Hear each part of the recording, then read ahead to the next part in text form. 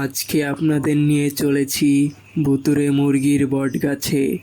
যেই বটগাছের কাছ দিয়ে কেউ কখনো যেতে সাহসই পায় না, কিন্তু অন্য গ্রামের এক লোক ছিল যে কিনা এই এলাকার খোঁজ নিতে এসেছে বটগাছের ব্যাপারে।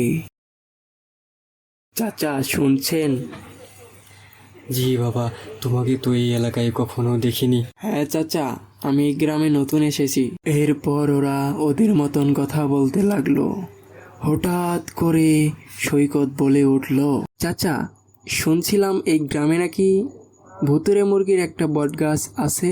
এই কথা শোনার পর ওই লোকটার চোখে মুখে ভয়ের ছাপ ভেসে উঠল আর বলতে লাগলো, তুমি এখান থেকে চলে যাও, যত তাড়াতাড়ি পারো চলে যাও, আমি কিছু জানি না।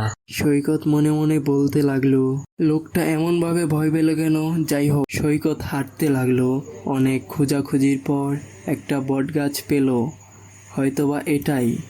তারপর গাছ থেকে একটা চিৎকার শোনা গেল।